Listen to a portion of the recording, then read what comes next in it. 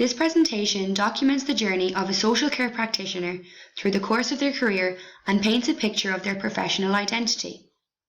The presentation includes the professional's educational background, his professional background, and his current work.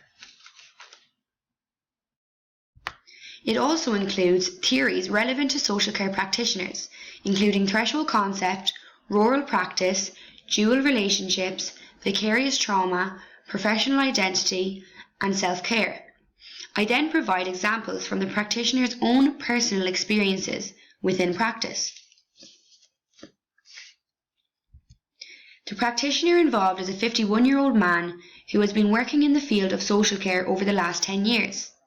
He originally studied ceramics in Art College and then went on to studying applied social studies in IT Sligo part-time. After completing this course, he holds an ordinary degree. Starting off his social care career, he originally worked in Craig House. He then moved on to the Sligo Schools Completions Programme, which is a nationwide body. He worked there for over 3 years. He then carried out 2.5 years of employment within Gateway Organisation in Sligo, following a further 2.5 years in the Home Youth Liaison Service until present. The HYLS aims to support young people and their families with the objective of improving and enhancing the young person's personal and social development and well-being. The Home Youth Liaison's main principle is to have the young person at the centre of all decision-making, allowing that young person to be responsible in taking control of their own lives. Young people can be referred by a number of people or services to the Home Youth Liaison Service. Services such as the HSE, schools, social service, educational and welfare, and more. There are other networks such as Sligo Psychotherapy Centre, Schools Completion Programme, Youth Action Project, and much more. He regularly engaged in training and CPD. This has been ongoing for over the last 7 to 10 years, with regular training every 3 months. Some of the training that he carried out is therapeutic crisis intervention, cognitive behavioural therapy, circle of courage, conflict management, assist training, and much more. Threshold concepts refers to certain learning experiences which resemble passing through a portal from which a new perspective opens up, allowing things formerly not perceived to come into view. This new experience gives you a new perspective and somewhat shapes you as a profession. The practitioner interviewed explained to me that there are always new situations occurring which continuously shape you as a professional. One example he gave me was the first time he assisted in placing a young family of 5 into care. This was a significant moment in his career, which became easier to deal with as time went on. It has been suggested that most issues in rural areas are got to do with relationships, specifically the increased likelihood of worker-client contact outside of the professional encounter. This can lead to aspects of the relationships where boundaries are understood differently.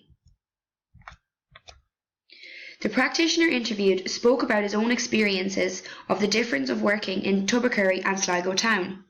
He felt it was easier to work in Tubbercurry in a rural environment compared to Sligo town, although he does enjoy being in Sligo all the same.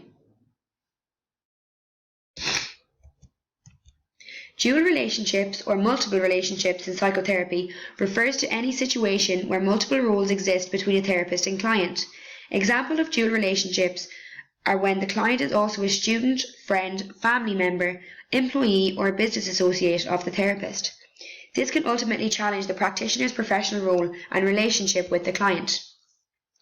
The practitioner interviewed explained that he and his co-workers try not to work as youth support workers where they live. One example that was given was where the practitioner walked into a bar and seen a number of people he had previously worked with, and to avoid any awkwardness or confrontation, he simply turned around and walked out. Curtis 1993 suggested that vicarious traumatization is a transformation in the self of trauma worker or helper that results from empathetic engagement with traumatized clients and their reports of traumatic experiences. The practitioner interviewed felt that he has not experienced vicarious trauma to a high degree. He briefly mentioned about a time he had been violently attacked, which was both traumatic for himself and the client. He continuously empathizes with these young people, but he somehow does not experience vicarious trauma. Professional identity is defined as one's professional self-concept based on attributes, beliefs, values, motives, and experiences. Self-involved in professional's identity can be interprofessional, superordinate, and subordinate, changing at time and context. The practitioner interviewed explained as professionals, we are continuously evolving and transforming into the professional we want to be. He suggested that it is important to be relaxed, flexible, open to new experiences, and always keep a professional relationship between yourself and the client. The practitioner interviewed explained the importance of self-care and the high levels of burnout within the social care practice. He enjoys music and yoga in his spare time and continuously carries these hobbies out on a weekly basis to distress.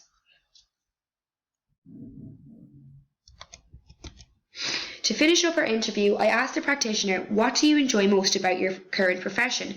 And he answered, I asked the same question to a few of my young clients and they told me they want to be a youth support worker.